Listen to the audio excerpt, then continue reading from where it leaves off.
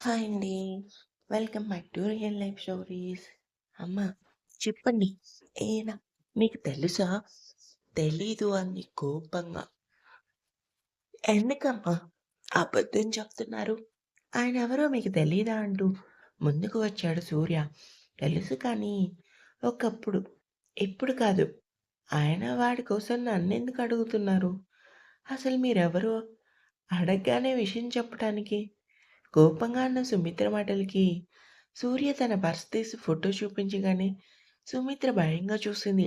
మీరు పోలీస్‌నా అంటూ భయంగా వెనక్కి అడుగు వేసింది కానీ గగన్ మాత్రం ముందుకు వచ్చి ప్లీజ్ అమ్మా మీరు అస్సలు భయపడకండి. మాతో మీరు ఒక 5 నిమిషాలు మాట్లాడితే విషయం ఏంటి అన్నది మీకు అర్థమవుతుంది. ఎంతో వినయంగా చెప్పాడు. అసలు సూర్య, గగన్ ఎందుకు వచ్చారో తనలో తానే కాసేపు ఆలోచించుకొని లోపలికి రండి బాబు అంది. అమ్మా ఎవరో ముక్కు మొహం తెలియని వాళ్ళు వచ్చి పోలీస్ డ్రెస్ వేసుకున్న ఫోటో చూపిస్తే నువ్వు భయపడే వాళ్ళని ఎందుకు ఇంటికి రానిస్తావు? కోపంగా అంది ధన్య. మా తమ్ముడు పోలీస్ అండి.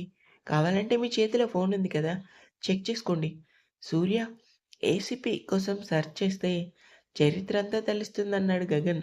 అన్నయ్య తన కోసం కోపం గర్వంగా చెప్పేసరికి సూర్య తనలో తానే నవ్వుకున్నాడు. గగన్ అంత నిక్కచ్చిగా చెప్పేసరికి ధన్య సైలెంట్ అయింది. అందరూ లోపలికొచ్చి కూర్చున్నారు. చెప్పండి బాబు. ఏం తెలుసుకోవాలని వచ్చారు మీరు? ఈ ఫోటోలో ఉన్న అతను ఎవరో మీకు తెలుసు కదా! అసలు ఆయన మీకేమవుతారు? శృష్ సూటిగా ప్రశ్నించాడు సూర్య. ఆ మూర్ఖుడు ఒకప్పుడు నా జీవితం నాశనం చేసిన నరరూప రాక్షసుడు అని సుమిత్ర అనగానే గగన్‌తో పాటు ధన్య షాక్‌గా చూసింది. అవును బాబు. ఆయనకి నాకు పుట్టిన బిడ్డ నా కూతురు ధన్య అని సుమిత్ర అసలు నిజం చెప్పేసరికి ఎవరికీ సౌండ్ లేదు. సూర్య మాత్రం నార్మల్‌గానే ఉన్నాడు.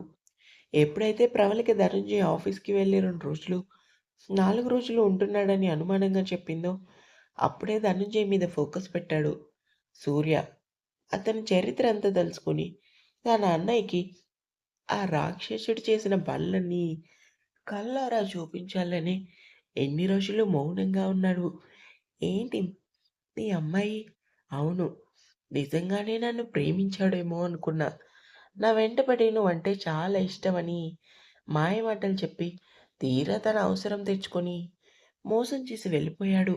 అప్పటికే నాకు 4 నెల. ఏం చేయను? చనిపోదామనుకున్నా. కానీ కడుపులో బిడ్డ గుర్తొచ్చి బాధను దిగమింగుకొని నాకు నేనే ధైర్యం చెప్పుకొని ఎన్ని రోజులు ఇక్కడ ఉన్నాను. ఒక్కసారి ఒకే ఒక్కసారి ఆ రాక్షసుడు నా కంటికి కనిపిస్తే చాలు. నా చేతులతో వాడిని నరకమేంటో చూపించాలనుంది అని కోపంగా అన్న సుమిత్ర మాటలకి గగన్ బాధగా చూశాడు. అంటే మీకు ముందు వెనక ఎవరు లేరా? లేరు బాబు. అయినా తప్పు నాదే కదా! ప్రేమించాను, పెళ్లి చేసుకుంటానని ఒకడి మాయమాటలు విని నమ్మి మోసపోయాను. నాకు చివాట్లు పెడతారు. సూటిపోటి మాటలు తట్టుకోవడం నా వల్ల కాదు.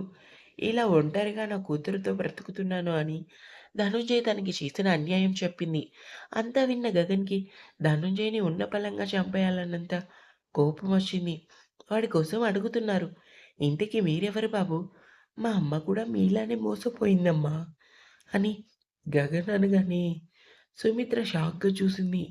అంటే నువ్వు అవును. మేము కూడా ఆయన పుట్టిన గగన్ మాటలు పూర్తి కాకుండానే సూర్య తన అన్నయ్య చేతిని పట్టుకొని, నా పెద్దమ్మ మీలానే మోసపోయిందమ్మా. కాకపోతే ఆ రాక్షసుడికి పుట్టిన పిల్లలైతే కాదు. మా పెద్దమ్మకి ముందుగానే పెళ్ళయింది. మా పెదనాన్నకి పుట్టిన పిల్లలు మా అన్నయ్య, అక్క. కాకపోతే వాడి నిజ స్వరూపం ఏంటో తెలుసుకుందామని వచ్చాము. మీకు జరిగిన అన్యాయం అయితే చిన్నది కాదు. వాడు మాకు చేసింది చిన్న ద్రోహం కాదు. అందుకే వాడికి నరకమేంటో చూపించాలంటే మాకు మీ సాక్ష్యం కావాలమ్మా అని సూర్య అనగానే సుమిత్రకి విషయం పూర్తిగా అర్థమైంది. మీరెక్కడికి రమ్మంటే అక్కడికొస్తాను. ఎప్పుడు రమ్మంటే అప్పుడొస్తాను. నాలాంటి వాళ్ళని వాడు ఎంతమందిని మోసం చేశాడో తెలీదు కదా! నన్ను మీ అమ్మగారిని ఇంకా మీకు తెలియకుండా ఎంతమందిని మోసం చేస్తాడో అలాంటి వాడికి భూమి మీద బ్రతికే అర్హత లేదు. భూమికి భారం అంతే వాడు. నువ్వు పోలీసువి కదా! వాడినెందుకు ఇంకా చంపకుండా వదిలేసావు? చంపడం పెద్ద పని కాదమ్మా! కానీ మా ఇంట్లో వాళ్ళకి నిజానిజాలు తెలియాలని ఇన్ని రోజులు మా వదిన మా చేతులతో కట్టేసింది. లేదంటే వాడిని గన్‌తో షూట్ చేయటం నాకు పెద్ద పని కాదమ్మా. నిజంగా మా వదిన కంటే చిన్నదే. అయినా వాడి నిజ స్వరూపం ఏంటో తెలిసేలా చేసింది. మీ మాటల్లో కూడా ఎంత నిజముందో మీరన్నట్టు వాడు ఇంకా ఎంతమందిని మోసం చేశాడో తెలీదు. మీరు రేపు ఉదయం బయలుదేరండమ్మా. మీకోసం ఇంకా మా మనుషులొస్తారు. మీరెక్కడో కాదు ఉండేది మా ఇంట్లోనే. సరేనా? వస్తాను బాబు. ఆ నీచుడిని చంపడానికైనా వస్తాను అని సుమిత్ర అనగానే సూర్య, గగన్ అక్కడి నుంచి బయటికి వచ్చారు. ధన్య అయితే ఈ లోకంలో లేదు. తనకంతా షాక్‌తో మెదడంతా మొద్దుబారినట్టయింది. తల్లితో ఏం మాట్లాడలేక మౌనంగా తన రూమ్‌కెళ్ళింది.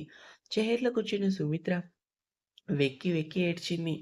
ధనంజయ్ మోసపూరిత మాటలు, అతని అబద్ధపు ప్రేమ అన్నీ తలుచుకుని తనలో తానే బాధపడింది.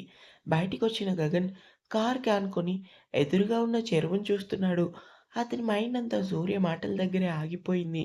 "అన్నయ్య ఇప్పటికే ఆలస్యమైంది. ఇంక వెళ్దామా?" అన్నాడు.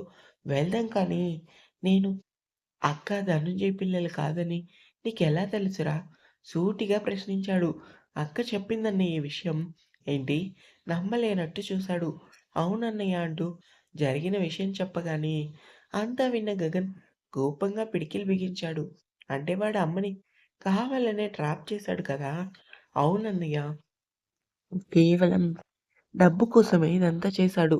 పెద్దమ్మ వెనకాల ఉన్న ఆస్తి, అంతస్తు చూసి ఇదంతా చేశాడన్నయ్య.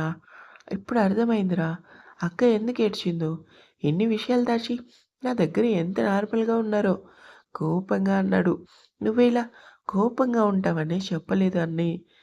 అన్నయ్యని మనసు సెన్సిటివ్ అని తెలుసు. చెప్పలేకపోయాం. కానీ వేరేగా ఏం కాదన్నయ్య అని తన అన్నయ్యకి నచ్చచెప్పాడు. ఇంతలా మనుషులుంటారని ఊహించలేదురా! మరీ ఇంత దారుణమా? కోడల్ని రేప్ చేసి చంపటం తలుచుకుంటేనే నరాలు పొంగిపోతున్నాయి అంటూ దవడ కంఠం బిగించి తనలో తానే కోపాన్ని అణుచుకున్నాడు. గగన్, సూర్య కారెక్కి అక్కడి నుంచి మరో చోటికి వెళ్లారు. గుమ్మం వైపు పదే పదే చూస్తూ ఫోన్ మాట్లాడుతున్నాడు ధనుంజయ్. ఏంటి నువ్వనేది? అవును సార్. నేను ఆఫీస్‌లోనే ఉన్నాను. గగన్ ఇంకా సూర్య ఎవరూ ఆఫీస్‌కి రాలేదు. అసలు ఈ ఊరే రాలేదు. అవునా అంటూ ఆశ్చర్యపోతూ సరే ఉంటాను అంటూ ఫోన్ కట్ చేసి మరి పొద్దున్నే వీళ్ళిద్దరూ ఎక్కడికి వెళ్ళినట్టు అనుకుని ఆలోచిస్తూ ఉండగా ఇంతలో కాఫీ కప్‌తో లోపలికొచ్చింది తార. గుడ్ ఈవినింగ్ మామయ్య. కాఫీ తీసుకోండి. నవ్వుతూ ముందుకొచ్చింది తార. కోడలి ముఖంలో సంతోషం చూసిన ధనుంజయ్‌కి అనుమానం వచ్చింది. మామయ్య కాఫీ తీసుకోండి చల్లారిపోతుంది. థాంక్స్ మా అంటూ కాఫీ తీసుకున్నాడు. ఎందుకు మామయ్య థాంక్స్ చెప్తున్నారు? అయినా మనలో మనకి థాంక్స్ ఏంటి మామయ్య? వెటకారంగా అంది. తార ముఖం చూస్తేనే అర్థమవుతుంది.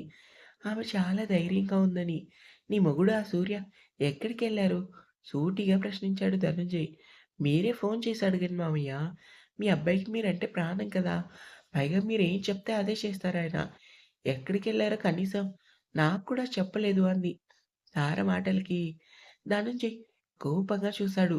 మీరెంత కోపంగా చూసినా ఇదే నిజం మామయ్య అని చెప్పి తార బయటికెళ్ళగానే ధనుంజయ్ ఆలోచనలో పడ్డాడు.